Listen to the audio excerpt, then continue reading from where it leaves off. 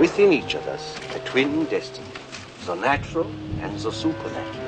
The cards are attracted to the supernatural part of that destiny.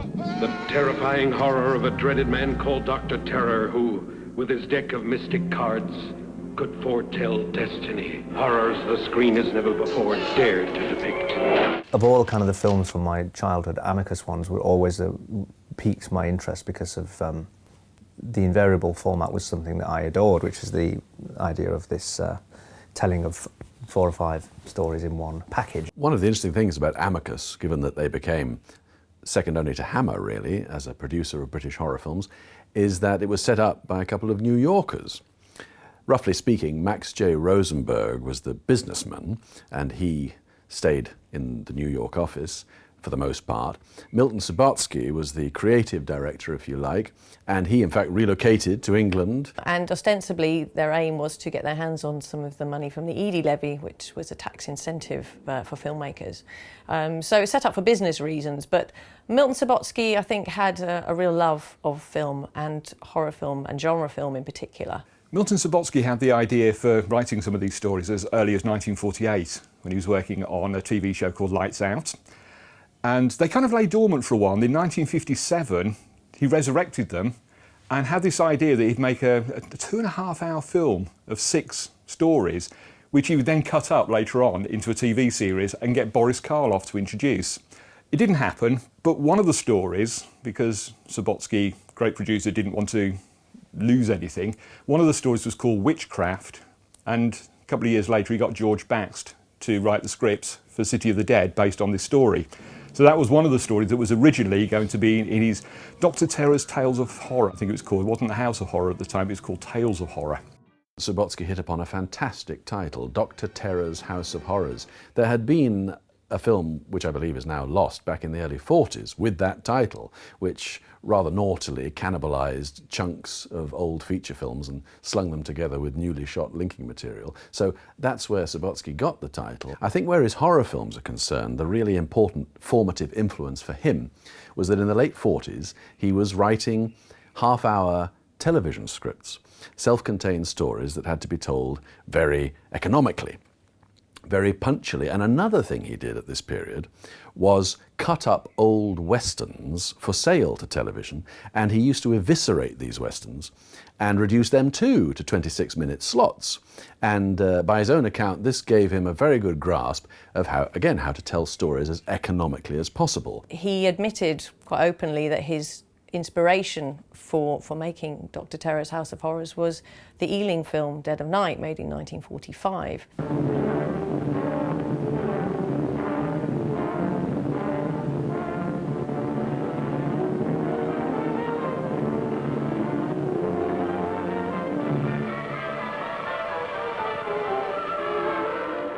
He absolutely adored Dead of Night to the degree that Cushing's opening line in Dr. Terror's House of Horrors, when he says, "I think there is room for one more in here, is there not?" I think there is room for one more in here, is there not? Is effectively a quote from the Phantom Bus Conductor, played by Miles Malleson in Dead of Night, who famously said, "Room for just one more inside." Just room for one more inside, sir. There have been a few of these anthology films along the way since Dead of Night, Three Cases of Murder being a particularly good example. And of course, Ealing had done several of their own. A Train of Events is possibly the one that's most relevant here, which also features a group of characters getting on a train and heading to their doom. But on top of that, I think you can look at pretty much every story in this film and spot the recent release, by recent I mean recent to 1948, that inspired them. The werewolf story gives us a female werewolf. Well, you know, Columbia made a not very good film in 1944 called Cry of the Werewolf, which had Nina Foch as exactly that, a female werewolf. Well, Ed, I never thought I'd be giving lectures on werewolves to guys like you. The Creeping Vine story, yes, it predated the Day of the Triffids, given when Subotsky actually wrote it, but nevertheless, Universal had made a little B-movie in 1945 called The Spider-Woman Strikes Back, in which Gail Sondergaard played a sort of female mad scientist called Zenobia Dollard, who was experimenting with sentient plants and was very, very fond indeed of her malevolent plants. The voodoo story as well as quoting from the Cornell Woolrich story, reminds me of a 1944 film called Zombies on Broadway, which had Bela Lugosi in it, starred a couple of Abbott and Costello clones who go to the West Indies and bring back a real-life zombie to perform at a New York nightclub called the Zombie Hut. You know, again, the basic idea of transferring ancient sacred stuff to the crass commercial world of American and, in the 1964 film, British showbiz is there present in Zombies on Broadway. The disembodied hand story fuses together two films of the mid-40s. Of course, it references The Beast with Five Fingers, which is a marvellous Warner Brothers film of the period, with Peter Lorre fantasizing, or does he, the severed hand of Victor Franzen. You were right all the time. It was Ingram's hand that committed murder. With, a really extremely good severed hand in that. But also a Universal programmer called House of Horrors, which was about a psychotic sculptor played by Martin Kozlek, who is bedeviled by very, very snooty critics who loathe abstract artists. And one of them is played by the very distinguished British actor Alan Napier. I call it surcease from toil. And I call it tripe. Pure, unadulterated tripe, with an overtone of sheer lunacy. Oh, you don't care for it. I loathe it. And he suggests that all these abstract artists should be put in some cosy institution with hot and cold running straitjackets, which is a line that, Christopher Lee could have said. Yes, indeed. A work of notable incompetence, even from Mr. Eric Landor. You don't like my work, Mr. Marsh? The vampire story, frankly, plays very like Cat People. As well as having a Luton Walk, quoted directly from Cat People, it has an American young man who has married a foreign woman, who has some strange lineage, some strange heritage. The character in Cat People refers to himself as a good plain Americano, and that's very much what Donald Sutherland is in The Vampire Story. In The Vampire Story, she's French. Of course, in Cat People, she was Serbian.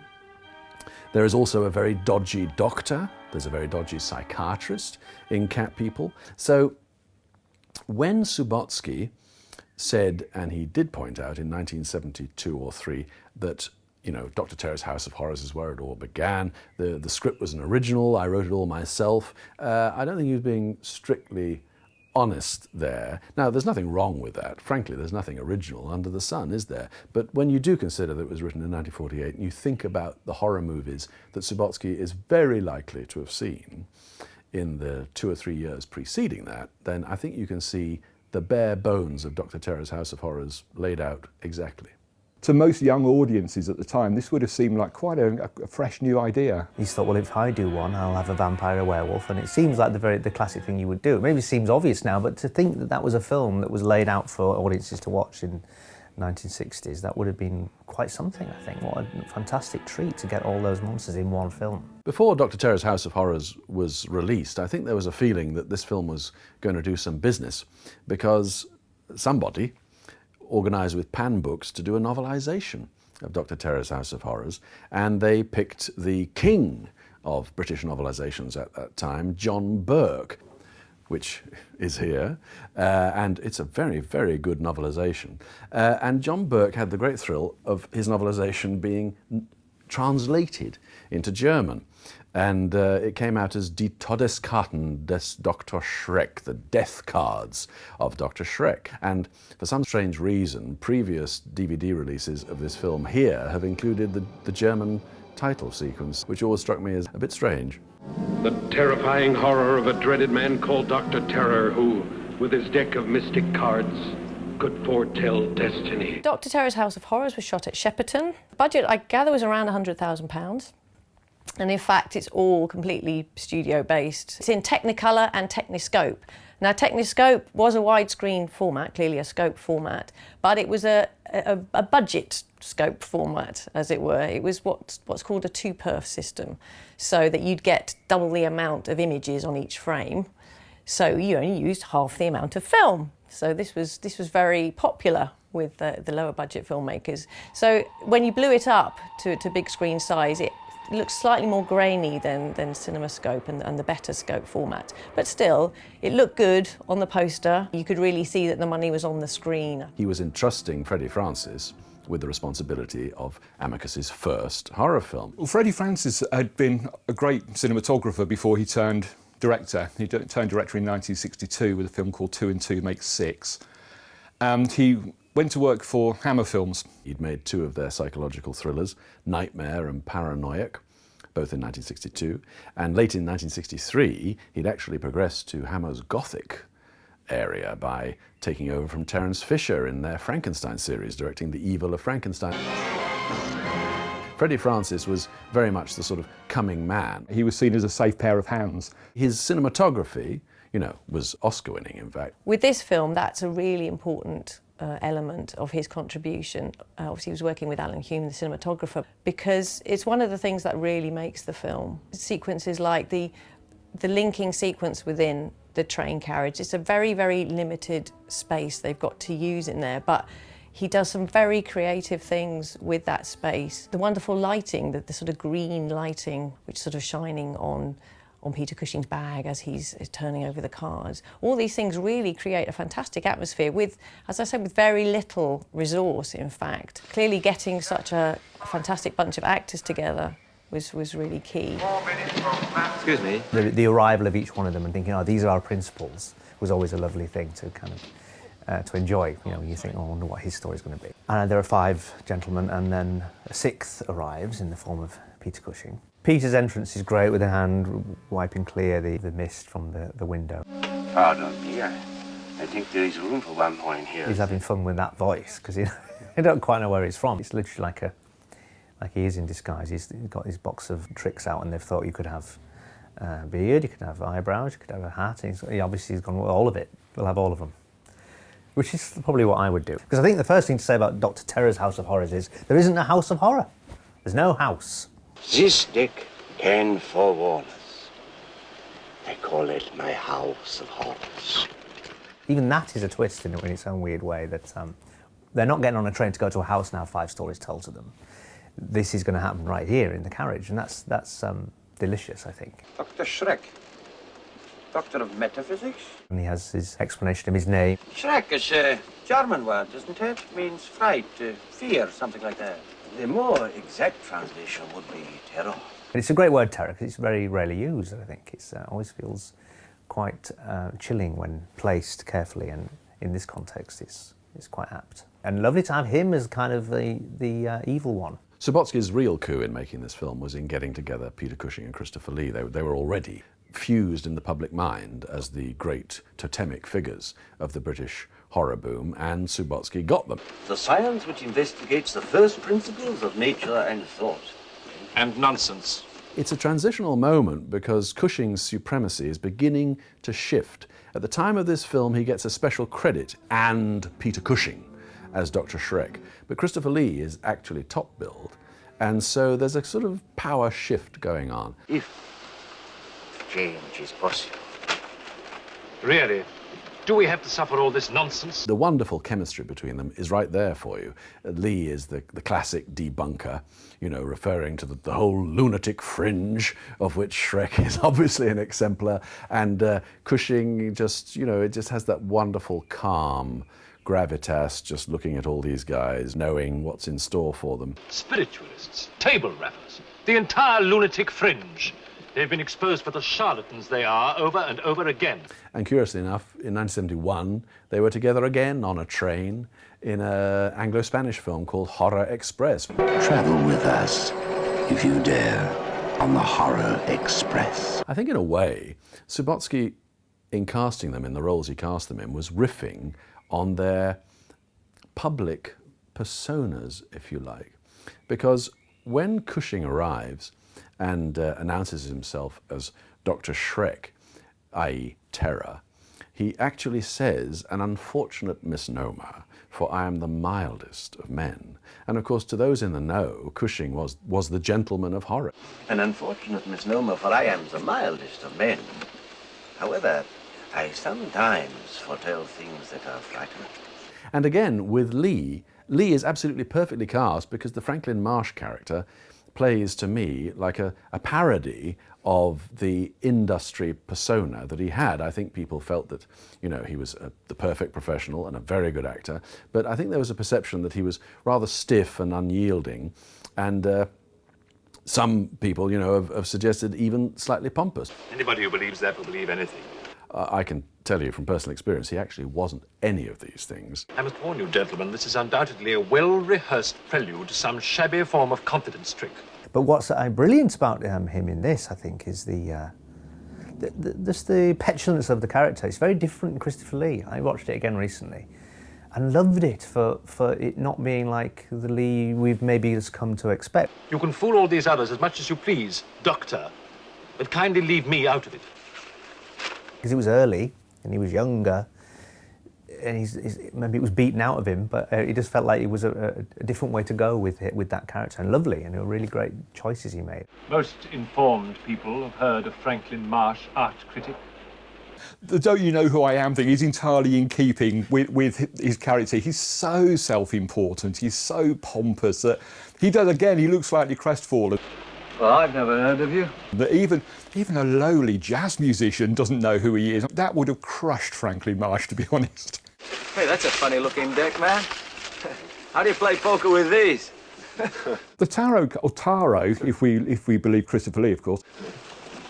They're tarot cards. Tarot cards were wonderful. But you could always rely on Christopher Lee to suddenly throw in the sort of, which is presumably the correct pronunciation, but lost in the mists of time. You are familiar with the tarot? It was interesting because tarot cards hadn't really been seen much in British film or television at that point. The tarot deck is a picture book of life. Back then, we hadn't really seen it that much. How does it work?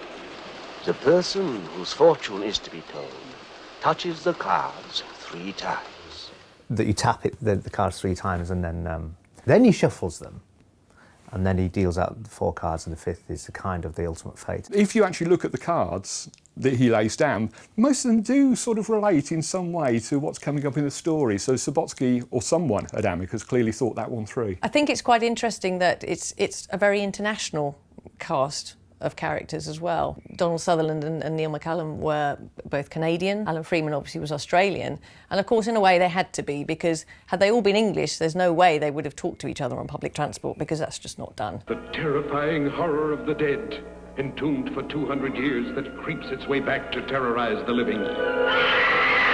The first story deals with the actor Neil McCallum, and he goes back to his ancestral home to do some architectural work, as one does. The house is quite a claustrophobic kind of location. It does create a really good atmosphere. And then, of course, they go into the cellar, which is where it all really happens. Very quickly, they unearth a coffin in the walls, revealing the dusty remains of Cosmo Valdemar. And you have to wonder if maybe Dario Argento saw this, because a very similar sequence does turn up in Deep Red many years later. But it really relies on atmosphere and very much on production design, I think. Bill Constable was Amicus's production designer on this occasion, and the coffin, particularly of Cosmo Valdemar, is it's a lovely piece of design with that sort of lupine effigy on the front of it. It's shot very effectively, I think. Again, you've got the nice green glow in some of the sequences, particularly when the werewolf apparently seems to attack Ursula Howell's character. McCallum seems to know all about it and melts down a cross, ready to shoot it. And the twist of the segment is that it's the woman herself that is the werewolf. I had 6. You mean these? So it's quite a complicated explanation in the last minute of the story, as she's growing nails and he's turning into a werewolf to get him. There is definitely a male bias within the film, and there is not a lot for the women to do. My husband was a very wonderful man. The one real exception in Dr. Terror's House of Horrors is the character played by Ursula Howells, rather appropriately, Ursula Howells playing the werewolf. It feels unusual to have a female werewolf, and it is a surprise when you see her with her nails. I think it's a nice twist on the werewolf story, yes, certainly to bring a woman into it. And she's absolutely fantastic, and she really relishes that part. She had a brief spell of doing horror films, and after 5 years after this one, she did the film Mumsy, Nanny, Sonny and Girlie, which is a real cult favourite. She's the real standout female character, and one of the great pleasures of the film is the fantastic cast. When you've got wonderful, experienced stage and film actors such as Edward Underdown, who's literally got a few seconds in the werewolf sequence as an architect. Oh, how they talk. Are you busy? Another feature of the werewolf story that I like is Peter Madden as the Scottish retainer, Caleb. Peter Madden appeared in quite a number of horror films, and I don't think this is verbatim, but he basically said, you know, I always play these lugubrious characters because I got this bloody ugly mug. You know, he said something along those lines, and I think he was selling himself short there. He had a fantastic face, and you love to see Peter Madden turn up in anything. Aye. And I think he had his apotheosis a couple of years after this when he played the police chief in Frankenstein Created Woman, and he has some marvellous material in a courtroom sequence in that. Freddie Francis was very faithful to actors that he liked. He had made The Evil of Frankenstein for Hammer about, I don't know, 9 months before doing this film, and there'd been a mute beggar girl in that playing quite an important role, Katie Wilde, and he duly cast Katie Wilde in the werewolf segment as Valda, which I think is a red herring name meant to make us think, oh, she's something to do with Cosmo Valdemar. But of course, she ends up savaged by the werewolf herself. Prior to this, there were very few female werewolves in the cinema. We'd had She-Wolf of London, Cry of the Werewolf, and Aquanetta in Captive Wild Woman was a kind of a werewolf. So they were still very, very rare at the time. So again, it was unusual. And I think it helped in the twist of the story that all the way through, the protagonist is expecting the wonderfully named Cosmo Valdemar to turn up at some point, being the werewolf. And I think the audience was expecting Cosmo Valdemar to turn up. And then to have that sprung on them at the end, that actually, no, he's this rather nice lady he'd gone to help. He's actually the werewolf. I think that's actually probably one of the most effective twists in the film, simply because we didn't see that one coming. Subotsky was, let's face it, a bit of a magpie. The baleful lycanthropic ancestor in the werewolf story is called Cosmo Valdemar. Now, anybody with a smidgen of training in Edgar Allan Poe will know the story, the facts in the case of Monsieur Valdemar, and they'll think, you know, well, maybe there's an experiment in this story to suspend somebody at the point of death. Well, they won't find it. They'll find a topic that Poe never touched, namely werewolves. But nevertheless, Valdemar, it's got a good ring to it. Oh, and it was used recently, Subotsky, I'm sure, was aware it was used recently in a portmanteau film made by Roger Corman, Tales of Terror, which had a Valdemar adaptation in it. In fact, it had Vincent Price as Valdemar. So that's a good name, let's use that. It's a very effective little story. I think it does what all opening stories in anthology films should do. There's no great razzmatazz attached to it. It's not the best story in the film, but it's a very nice taster. Dr. Schreck, I'd like to try those cards. The Creeping Vine story is one of several instances in Dr. Terror's House of Horrors where you can see Amicus's legacy of pop musical films. Its Trad Dad is probably their most famous title, which featured artists on the EMI label. That was a huge hit for them, huge box office hit. And they followed it up with another film called Just for Fun, which is very badly misnamed. It's a terrible film. And on we go with the Teenage Party campaign, ladies and gentlemen. Well, for Dr. Terror, they brought in Alan Freeman, Alan Fluff Freeman, the well-loved DJ who even at that stage was a faithful guide to pop pickers up and down the land. A very strange choice, I think, for the leading man. He was well known as the Radio 1 DJ doing Pick of the Pops, and of course he'd been on Jukebox Jury week in, week out for some time. Not even home yet, and back to work already. Unfortunately, he's not the world's greatest actor. He very sensibly went back to radio after this. He turned up a few years later as God in The Young Ones. Very strange bit of casting. And I think his last major role was Call Me Cobber in Absolute Beginners. He very sensibly stuck to playing DJs in all his other roles. And they gave him a really, frankly, very boring part. A guy who has done nothing to deserve the terrible fate that we presume befalls him. For some reason, he comes back from holiday and his house is besieged by sentient plant life. The terrifying horror of man-killing vine with a human brain that creeps and kills. The Creeping Vine, it forms part of a very small obsession that British film, television and books have had with killer plants. We seem to have really fallen for them over the years. The Avengers, of course, met one in The Manhunter of Surrey Green. We had the terrible Woman Eater in 1958. Freddie Francis, of course, had a go at it again in Tales That Witness Madness, where he had the killer tree.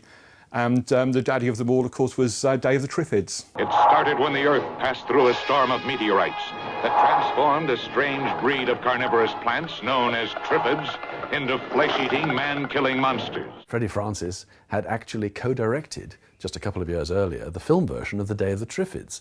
And a director called Steve Seakley had directed the bulk of it, but the producers felt that the film needed to be padded out because it wasn't the right length, so they devised various lighthouse sequences featuring Kieran Moore and Jeanette Scott, and they brought along Freddie Francis to direct those. So, you know, the whole idea of rampaging, sentient, malevolent, malicious plant life was not unfamiliar to poor old Freddie Francis. It kind of comes to life when he gets the men from the Ministry or the Royal Chelsea Flower Show to come and investigate the vine itself. And there are some quite horrible bits in it, you know, where it kills the dog. The dog is quite a shock, I think. Probably would have got a lot of awes and ums from the audience watching in that time. A dog strangled by a vine. I can hardly believe it. A dog strangled by a vine? One could hardly believe it. It's a lovely day. Why don't you go out and play?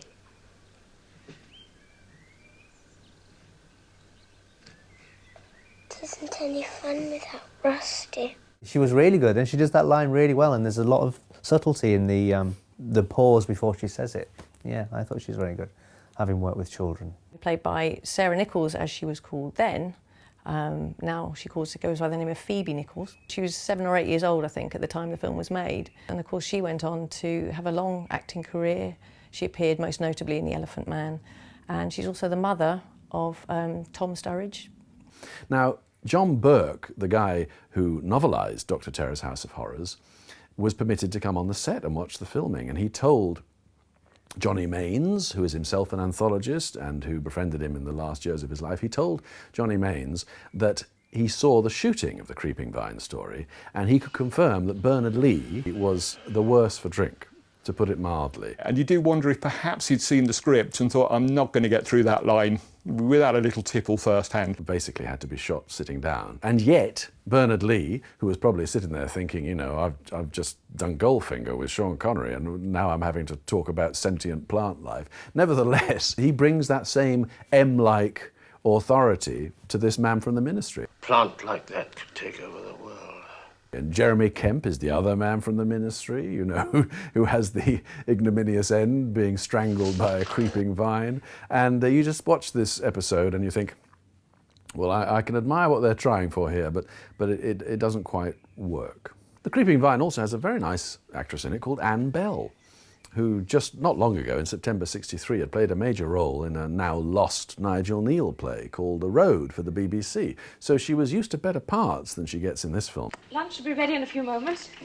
Oh, yes, well, I'm really awfully busy at the moment. Mind if I skip lunch today? You've got to eat something. There's a funny bit, isn't there, where he looks down into the thing and just sees on the slate of the microscope a brain. A brain? I was right. I was right. It's like, what are you seeing? Has got little brains. Well, the vine effects are all right. You can just imagine the man behind the camera sort of waving the tendril in front of it. I mean, you know, the fact that there's some chippy just out of frame twitching the vines towards people is fairly patently obvious, but I'm not sure in 1964 how it could have been any other way. I mean, you know, we could see a remake of it now, you know, rendered entirely sterile by CGI. But, you know, it's thin on the ground, I guess, as a story. And then, of course, there's this thing where, quite by accident again, because he's smoking in the house, we discover that they are afraid of fire. Again, quite a confused ending.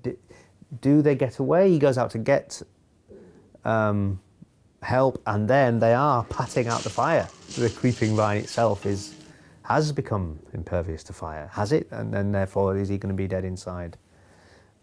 So it's an ambiguous ending that's not quite, you go, oh, what, oh, and we're back into the carriage again. And that's going to happen to me. Maybe to all of us. One big hiccup that they did have during production was that Acker Bilk, who had been going to appear as the jazz trumpeter, was taken ill and was replaced at the last minute. It's funny, the credits, because it's and Roy Castle, but it's odd that they've even chosen to single out Roy Castle as a big thing. I don't quite know why. Was that because it was going to be and Acker Bilk? But in brackets, but he had a heart attack. He was offered this film because Acker-Bilk had to drop out and they presumably needed a musician to convince. You are a musician? Yeah. A lot of people don't seem to think so. Tubby Hayes was originally booked to write the score for the film, and eventually it was Elizabeth Lutyens that wrote it, but the jazz music that's featured in the Voodoo section was written by Tubby Hayes and recorded by Tubby Hayes. Tubby Hayes appears as part of Roy Castle's band, and although Roy Castle was a very accomplished musician himself, he's actually miming to Tubby Hayes throughout all of this, and it's a very, very, very good bit of miming, I have to say. And in fact was released many years later. In 2009 there was a record company called Trunk Records who put out a very limited edition 7-inch EP, limited to 666 copies. This contains 3 of the cuts from the film, including one of the vocal tracks with Kenny Lynch. It's now changing hands for huge sums of money. It's probably more of a cult item than the film itself these days. Roy Castle was what we used to know as an all-round entertainer, a breed that we just don't seem to have anymore. He does bring some humour to it. There's a kind of glint in his eye and he's very youthful. He gives a very different performance from the rest of the cast. Okay. I'll have a try. The first time I've ever done this without chips. He shakes up that carriage a little bit, him being there. It does feel like he's got a different dynamic to everybody else. He inserts little bits of comic business. Just little moments like when he taps the cards, he clicks his fingers in between, just little touches like that. It's like someone now casting someone you wouldn't think in a part, which I always think is refreshing to see. He did go on to make Doctor Who and the Daleks after this film. The young man who triggered off this strange journey. Again with Peter Cushing as the Doctor's assistant. Roy Castle attempts what we're told is a West Indies accent. He sounds to me more Calcutta than Trinidad, I have to say. Well, on that sweet note, boys, we can all get ready to go to the West Indies. It's a film of very odd accents. We've got Peter Cushing trying out half a dozen of them, and then we've got poor old Roy Castle trying a West Indian accent and not sounding like anything at all, really. The Voodoo segment has some really quite nifty Subotsky dialogue. Hey, I dig that calypso music, man. It's good, sung by a real West Indian. But West Indian? You must be joking. I came out the East End, the first music I heard was Bow Bells. Yeah. Well, Kenny Lynch, of course, who, again, was part of our childhood growing up on TV entertainment shows. Voodoo is the one thing you don't mess around with here. The relationship between him and Roy Castle is very good. It feels like there's an authentic connection between them. Kenny Lynch says to Roy Castle, "Who do you think sent that win, Kenny Ball?" Who do you think sent that win, Kenny Ball? That was Voodoo, man. Which, to anyone who's familiar with the Morecambe and Wise show and the fact that Kenny Ball and his jazzmen appeared on it regularly, they'll know just how funny that line is. When they first arrive, Kenny Lynch is singing a song with a steel band, and the guy who's leading that band was a guy called Russell Henderson, who formed the first steel band in this country, and in 1964 was instrumental in setting up the Notting Hill Carnival. Another reason I like the Voodoo story is because Harold Lang, I think, is a legendary figure to people who know their British horror very well, because he had been killed in a hospital lift by the mutated astronaut in the Quatermass experiment way back in 1954. And on that occasion, he was playing a rather sleazy private detective. And on this occasion, he's playing, surprise, surprise, a rather sleazy club owner and musician manager come agent. And, he was perfect for these parts. You're gonna love me. Oh, yeah. One interesting feature of Biff Bailey's encounter with the Voodoo High Priest is that the Voodoo High Priest is played by Christopher Carlos, who really was the go-to guy for Voodoo High Priests, because the same year he appeared in a very good episode of The Saint called Cibao, which was all about voodoo, and he played effectively the same character that he'd played in Dr. Terror's House of Horrors. The idea of stealing voodoo music is a great idea. The first indication that Roy Castle's character gets that there might be something in this voodoo thing is where he very blithely dismisses it, leans against a railing, which promptly gives way. What can a voodoo god do to me? The sequence with the railing is presumably, it looks like it's in the studio, but there's a cutaway then to him in the water, which would have been shot outside somewhere. Because I can't imagine they would have created a pond. That would have been beyond the budget. He's a bit of a little Englander. He's terribly crass. He's terribly Philistine. He's faced with an alien culture, and he's faced with something that is sacred to that culture. And as far as he's concerned, it's just a great tune, man. And and I can reset it for jazz purposes.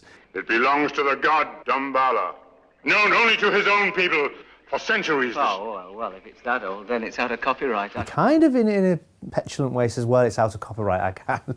And then goes back with it anyway, and it kind of follows him. Because he is one of the few characters in this film who, to a degree, deserves his comeuppance. And then there's kind of a great sequence where he is followed home. And this is one of at least two sequences in this film which play very like what was called a Luton walk.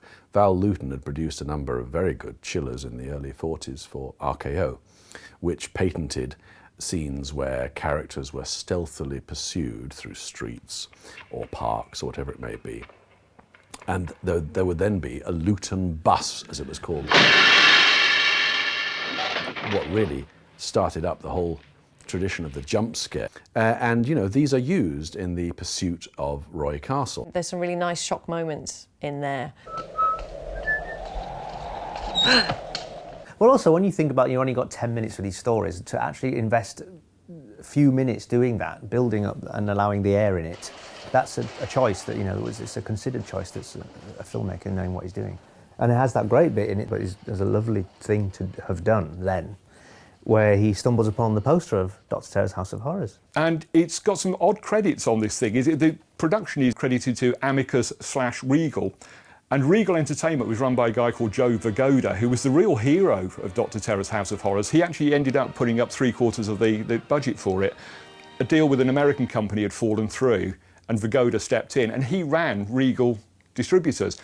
The other odd thing about the credits is that it credits characters from within the film, not the actors themselves, but it's an odd mix of characters. Franklin Marsh is in there, who's not in that story, and Sonny Coyne, who is Kenny Lynch's character, gets a mention, and Bailey gets a mention, and Dr. Shrek gets a mention. Why are none of the others mentioned? It's very metatextual for those days. Another extraordinary thing about the Voodoo story is that it is effectively an adaptation, uncredited, of a Cornell Woolrich story that was called The Dark Melody of Madness when it was published in magazine form in July 1935, Dime Mystery Magazine, but it was subsequently anthologized as Papa Benjamin and was adapted for radio in 1948, which Subotsky is likely to have heard, and as recently as 1961 it had appeared in the Boris Karloff-hosted anthology TV series Thriller.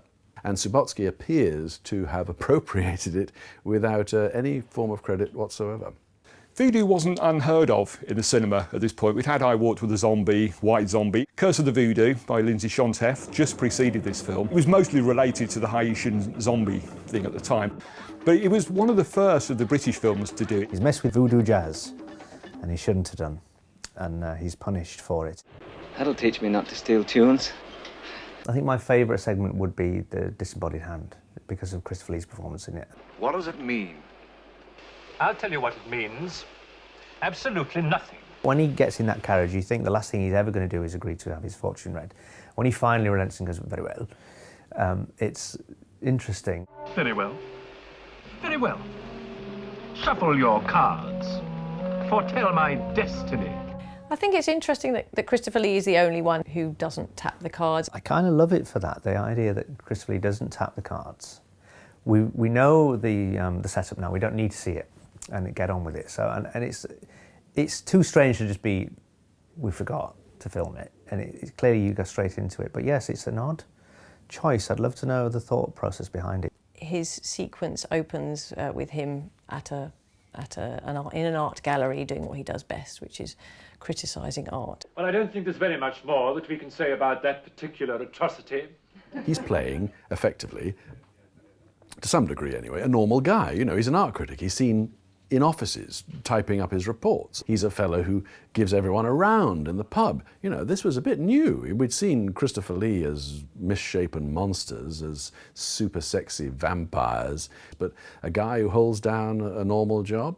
No, this was new, and I think it was a great opportunity for him. But I can see, Mr. Landau, I can see very well when there's something worth seeing. Christopher Lee actually sets the whole thing up with, I live by my vision. I live by my vision. Which is a fantastic bit of foreshadowing of what's to come. You know, there are several references to seeing throughout that episode. Ah, no, this is quite a different matter. Quite a different matter indeed. Clearly the work of a creative artist of considerable promise. A great journey he goes on. He is cruel. I mean, he's probably one of the ones that do deserve his fate. You know, he's monstrous to to Michael Gough. You could learn a great deal about painting from this artist, Mr. Landor. Then I should very much like to meet him. Would that be possible? He's here now, as a matter of fact. Indeed. And it is a good gag. It's very facile. Frankly, it's cheap and ridiculous, but it is a good gag. We are delighted to see Franklin Marsh deflated so spectacularly. Featuring James the chimp, incidentally. James the artist chimp, he was mentioned in the press book. I think the chimp gives a stellar performance. I don't know where he came from. There was a chimp that was quite an important feature of The Revenge of Frankenstein in 1958, which was a Hammer film with Peter Cushing. I don't know if it was the same chimp, but maybe it was maybe it was related. He laughs too hard at his own triumph, I think. Landor really goes for it subsequently in having his revenge. By turning up wherever he is, just to belittle him by just being there. Frankly, appears as petty and absurd as Marsh himself. It's a very complex story to be told within a short segment, actually. Subotsky is not just satirising pretentious art critics, he is also, of course, satirising the pretentious artist. I mean, modern art is rubbish, as I think was famously said once, of course. And I think that looks like it was Subotsky's standpoint. So basically, it's a plague on both your houses, the critic and the artist. Just seeing that downward spiral into hysteria, he does it so well. And it's very rare at that point, particularly, to see Christopher Lee terrified. We've not seen it that often. Once that hand starts to chase him, is how absolutely terrified he is by it. If it works at all, it works because of Lee's reactions to it. How hard would it be to act with a hand where it's crawling? And one of the odd things that I became mesmerised by with that hand was how when it goes forward, when it goes back, the fingers go up. It's a very strange detail, obviously the mechanics of it. Now, Disembodied Hand required a special effect, and it was made by Ted Samuels in the Shepperton Special Effects Department. It set Amicus back £400, which in a budget of, I believe, 105,000 was quite a major outlay. And Subotsky became very fond of this hand, and so he reused it in a number of other Amicus films.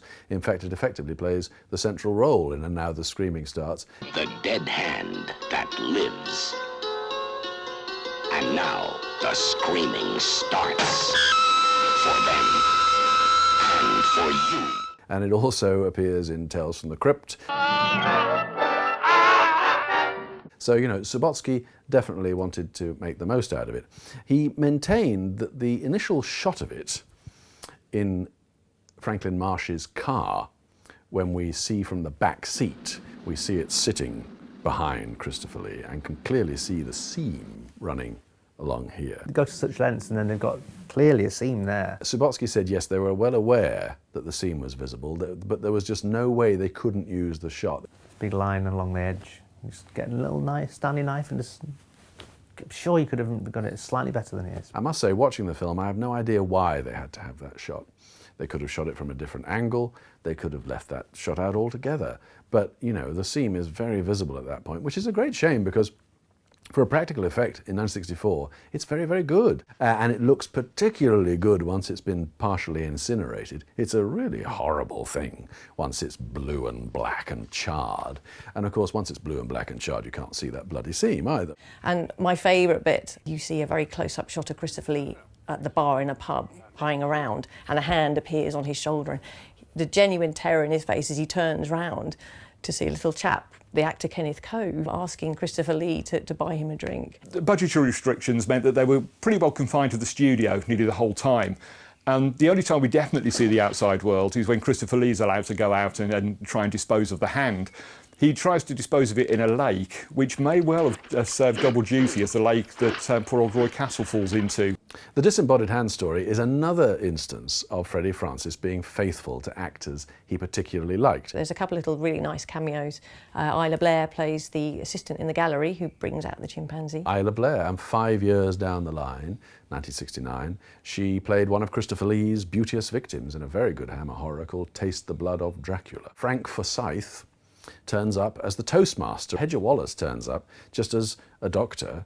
And Judy Cornwall plays the nurse. Freddie Francis was very faithful like that, and if you're familiar with his films, and indeed with a lot of the TV episodes he made, you can see these same actors turning up time and again. When he's had his story told, and it cuts back, and he's looking quite crestfallen And you can see in his eyes, he's like, actually, there's something to this after all. I've had my entire worldview changed in a matter of minutes. A very pretty story. Thank you. It's interesting to be talking about Christopher Lee's stellar performance in this film, because today is actually exactly a week since it was announced that he had died at the age of 93. And it was, it was delightful to see the real outpouring of grief that came from that. And all the wonderful tributes to him, because of course in the years since Dr. Terror's House of Horrors, he established himself as a really titanic, legendary figure of British and international cinema.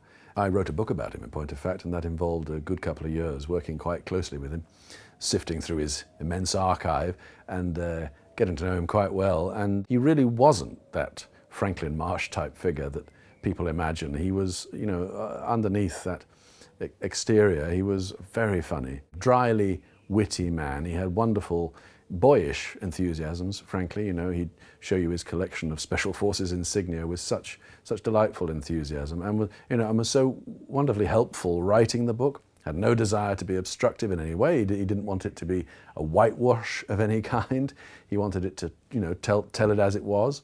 And he was a delight to be with, and I'm just so thrilled that he did have that incredible Indian summer in his career, thanks to Peter Jackson and George Lucas and other directors. He got to play Saruman and Count Dooku, and was introduced to a whole new generation who maybe didn't identify him with Dracula at all, because they weren't around to enjoy those films. But they saw a man in his late 70s and into his 80s who, undiminished, had the same monolithic and really scary presence, undiminished in those later films. And to see and read all the tributes to him on his death was it was sad, but it was also a great vindication.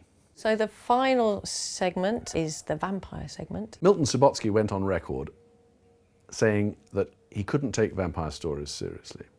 Given that much of Hammer's success was founded on vampire stories, I'm sure, he said that quite advisedly. He just couldn't take them seriously. He thought they were stupid. So when vampire stories turned up in his Amicus films, they were always, to some degree, comedies. Well, let's see what the cards have to say about me. You are sure you wish to know? It's exciting to see Donald Sutherland in Dr. Terror's House of Horrors, an actor at the very outset of his career. He began his career effectively in Britain. And oddly enough, he began his career in horror films. He very quickly got out of them, but he appeared in 3 in rapid succession in 1964. In February 1964, he did a show at the Royal Court Theatre called Spoon River Anthology, and it so happened that an American director called Warren Kiefer and an American director called Paul Maslansky were in the audience, and they were looking for somebody to appear in an Italian film they were about to make called Il Castello dei Morti Vivi, the Castle of the Living Dead, which oddly enough was headlined by Christopher Lee. The Castle of the Living Dead. In an atmosphere of horror, the story of a man who violates the forbidden frontiers of science. It's a very nice film. Another person who went to the Royal Court, though I believe on this occasion to a Sunday night recital of poetry readings, which Sutherland participated in, was Freddie Francis. And hence, as soon as Sutherland came back from Rome, having made Il Castello dei Morti Vivi, he was put straight into Dr. Terror's House of Horrors. In May, June 64. By August, he's making a Hammer film, Fanatic, in which he plays a handyman. So Dr. Terror's House of Horrors gives him his most normal role, but it's not actually a very good role. He has to be extraordinarily credulous. I don't think he's very well served by the script here, because he's painted as a bit of a gullible fool throughout. This man who he's barely met comes in and tells him, your wife's a vampire, kill her, and he goes, okay. The only way to kill a vampire is to drive a wooden stake through its heart. Unfortunately for Sutherland, he's acting against the actor Max Adrian, who was a phenomenally experienced stage and film actor who really steals the scenes at every opportunity. Yeah, Max Adrian, he's great. He's got a sinister presence, right from the start when you first see him. And he had an incredible career. He was a very, very renowned Shakespearean actor. He worked with Olivier and Gielgud. And apparently at the beginning of his career, he had a very brief stint with Todd Slaughter's company as well, which would have been a nice little training for his later horror career. The other major female character within the film is the character of the vampire. Is played by Jennifer Jane, who is a lovely actress, and she has a moment that, as everybody points out, is a quote from Nosferatu, but also is a very phallic kind of moment when she sucks Sutherland's finger. As we know, Subotsky was quite the horror film fan. And Nosferatu would have been one of those films, I'm sure, that he absolutely loved. And I think we can see that very clearly because he names his villainous character Dr. Schreck. Max Schreck, of course, played the vampire in Nosferatu. And she gives a very good performance. She does a great French accent. A vampire? Yeah, that's what Dr. Blake said. Can you imagine, in this day and age? She was actually a personal friend of Freddie Francis, and several years down the line, in 1972, along with her husband, and under a collective pseudonym, she wrote a film for him called Tales That Witness Madness. Tales that witness madness. It's enough to drive you out of your mind and into your grave. Which, oddly enough, is always mistaken as an Amicus film because it follows the Amicus template of being a portmanteau film. It isn't, and it's really quite poor, but nevertheless, Jennifer Jane, having appeared in Dr. Terror's House of Horrors, went ahead and wrote a portmanteau film. Sweetheart? I got up to close the window. I caught my hand. I think Subotsky's attitude to vampire stories is indicated not just by the fact that the vampire story is effectively a punchline with a build-up, but also in the fact that he did put in some gags prior to that. At one point, Sutherland and Jennifer Jane are having dinner together, and Sutherland actually says, "Do you want some more steak, honey?" Do you want some more steak, honey?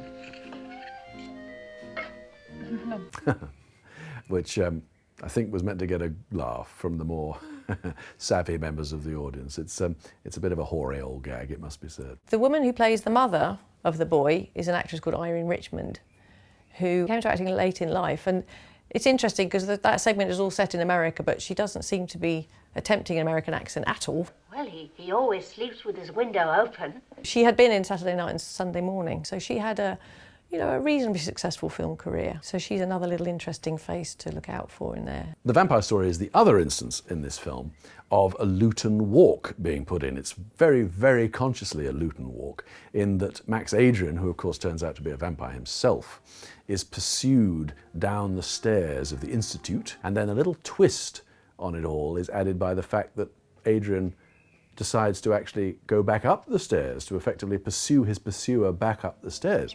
But it all ends with a scene that for me doesn't quite make sense, in that when Jennifer Jane finally manifests herself as a bat and has a go at Max Adrian, he manages to fend her off by inadvertently making the sign of the cross with his elbows. And given that he is himself a vampire, I'm not sure how he managed it. And the great reveal is that he is a vampire. This town isn't big enough for two doctors or two vampires. Never seen anything like it. It's a lovely idea. He's turning into the bat and flying away. Is a funny note to end the stories on. You know, normally you would get a really horrible story at the end, but it kind of is. It's a flourish. There are 5 of us here, and none of us has a future. And then we have this quite strange ending, where Dr. Schreck tells them that they have died, and he is dead, and they're already dead. So their fates are sealed.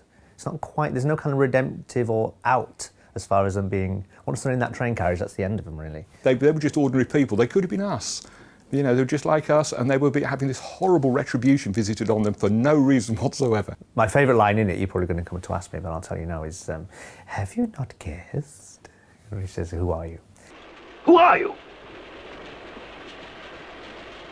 If you've not guessed. Maybe the ultimate moral is you can't not die, whoever you are. Dr. Schreck. The film was Amicus's first attempt at a portmanteau, and clearly British audiences hadn't seen anything like this since Dead of Night, and the reception was really very good. The film was released in the UK in January 1965 and in America 2 months later. Well, when Dr. Terror's House of Horrors came out, it had no big West End opening. You know, there was no razzmatazz attached to it. I think it came out at 2 slightly off West End, if you like, cinemas, the ABC Fulham Road and the ABC Bayswater. But nevertheless, it did extremely well. It was surprising how well it was received by the critics. One newspaper described it as a horror and pop film, bringing together of lots of different elements of British culture. I think we have this perception that the mainstream critics never liked British horror, but they did seem to like this one. And describing the fact that it had macabre joys, which I think is quite a nice sort of description of the film. It got some good crits, and I think Hammer must have been aware, okay, right, we've got a rival here. The reception of the film was very good. I think we watch it now through maybe different eyes, and having seen Amicus's later films, when Subotsky clearly realised that possibly he wasn't the best person to be writing the stories, and they went to really good horror writers such as Robert Bloch. We've seen all those films, but of course audiences watching it then had nothing to compare it to, so I think the press were very encouraging. And of course, we hear echoes of it to this day. In 1978, one of the stars of this film, Christopher Lee, hosted Saturday Night Live, and he referred to Dr. Terror's House of Pancakes. In the beginning of the 21st century, there was a series of spoof horror stories produced by the BBC called Dr. Terrible's House of Horrible. But I think the most interesting appropriation, indicating that Hammer were aware that they had a rival, was the fact that very soon after this film came out, in fact, March 1966, they put out a double bill of Rasputin the Mad Monk and the Reptile. They, for the first time, said on the posters, "From Hammer, the House of Horror." And I think this was very much cocking a snook, as it were, at Amicus by effectively borrowing the title of Amicus's first success and appropriating it for themselves. And of course, ever since, in particular because of the 1980 TV series Hammer House of Horror, you know, Hammer have owned that brand, and yet, in a funny sort of way, Subotsky originated that. I think the biggest influence was on Amicus themselves, where they saw that this format worked and this was something they could do in the future. They'd already got The Skull under production or pre-production at the time, so they were kind of committed to that. But then they started a whole string of these anthology films, and they really hit their stride with that, and that I think is what we know them for now more than anything else.